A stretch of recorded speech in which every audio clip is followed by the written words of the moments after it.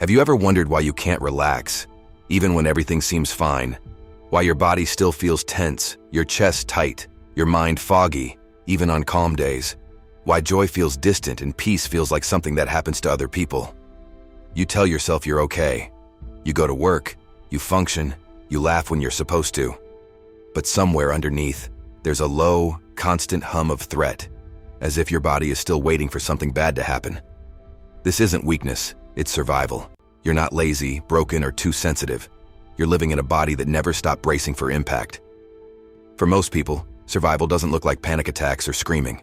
It looks like stillness, a frozen smile, a constant readiness to please, fix, or avoid. A quiet life that feels safe, but not alive. We call it anxiety, burnout, depression.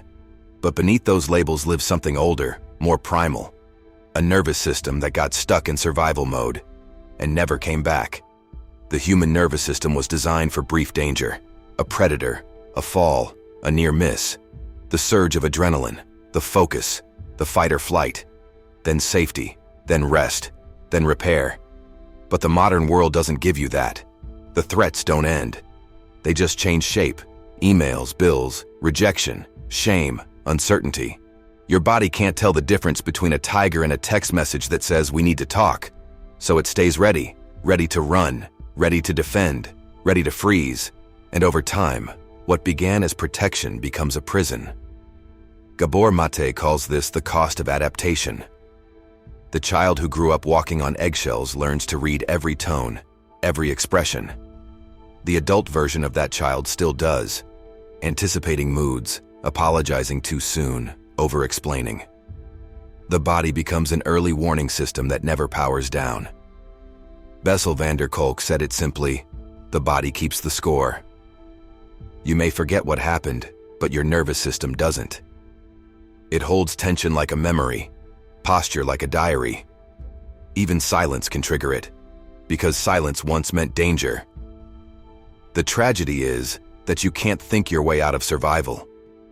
You can understand trauma, quote neuroscience, meditate for years, and still feel empty inside. Because your mind may believe you're safe, but your body still disagrees. You live in two timelines at once, one where the danger has passed and one where it never did. And until those two realities meet, peace remains theoretical. Levine, who developed somatic experiencing, once said, "Trauma is not what happens to you. It's what happens inside you when what happens can't be processed." That's the key. It's not the event. It's the stuck response. Your body tried to complete the cycle, fight, flee, shake, scream, but something stopped it. So the energy froze. And frozen energy becomes symptoms. Restlessness, brain fog, emotional flatness. Always doing, never arriving. Always exhausted, never rested. This is the paradox of chronic survival. You're tired, but you can't stop moving. You crave rest, but when it comes, it feels unbearable. Stillness feels like danger, because once upon a time, it was. And here's the cruelest point. The world rewards the frozen. It calls them disciplined, productive, reliable. You get praised for pushing through pain, for being strong, for never slowing down. But the nervous system doesn't care about praise. It only knows, am I safe or am I not? And when your safety depends on performance, you will never feel safe enough to stop performing. Now think about this. How many decisions in your life are made by fear disguised as responsibility? How many relationships are kept alive by guilt instead of love? How much of your discipline is actually anxiety in costume? We call it being high functioning. But high functioning just means suffering efficiently. Unfreezing begins the moment you stop admiring your numbness. The moment you admit that coping is not the same as living. That constant control is not strength. It's survival. This is the turning point. When you finally ask, not, what's wrong with me, but, what happened to me? Because what happened shaped your body to protect you. It was intelligent. It was love in disguise. Your nervous system didn't fail you. It kept you alive. But now it needs permission to stop guarding and start trusting again. So, how do you unfreeze? Not by forcing calm, not by pretending to be healed, but by creating the conditions for safety to return. Safety is not an affirmation. It's a pattern your body relearns through consistency, predictability, boundaries, breath.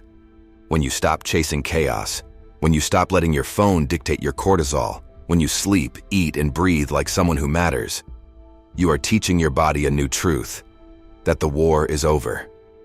It doesn't happen overnight. Unfreezing is subtle.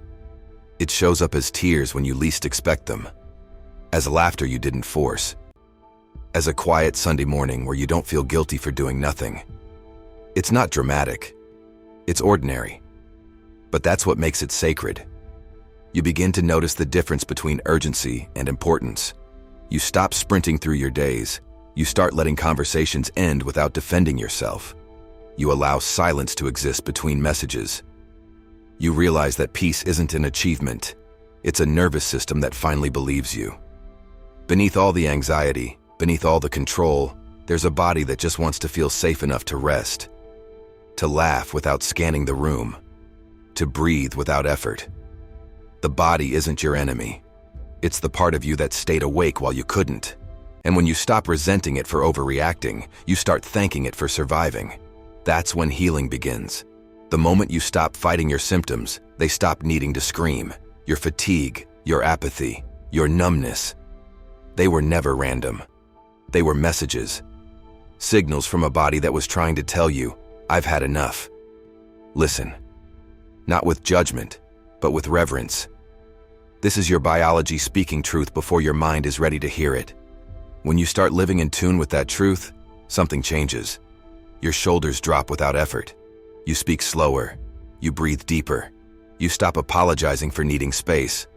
Because you realize, space is medicine. Not the kind that numbs, but the kind that reintroduces you to yourself. Eventually, stillness no longer feels like death. It feels like home. And that's when life starts to return.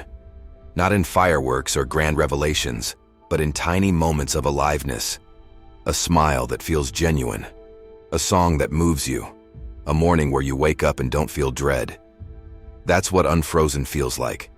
Not perfect, just present. Carl Jung once said, "Until you make the unconscious conscious, it will direct your life, and you will call it fate." That's what the frozen state is. Unconscious control. Your body directing your choices, your moods, your relationships. And individuation, the process of becoming whole, is the art of melting what was once frozen into awareness. The goal isn't to never feel fear again, it's to feel it without becoming it. To let it move through you instead of define you. And one day, you notice something small but life-changing. A situation that once made you spiral now makes you pause. You breathe. You respond differently. That's the sign. The nervous system has learned safety. You are no longer surviving your life. You are living it.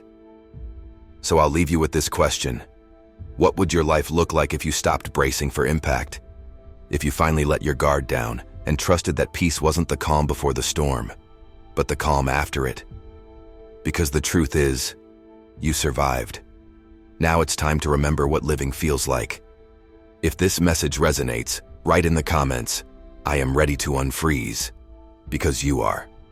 And that readiness, that single breath of surrender, is the first sign of life returning.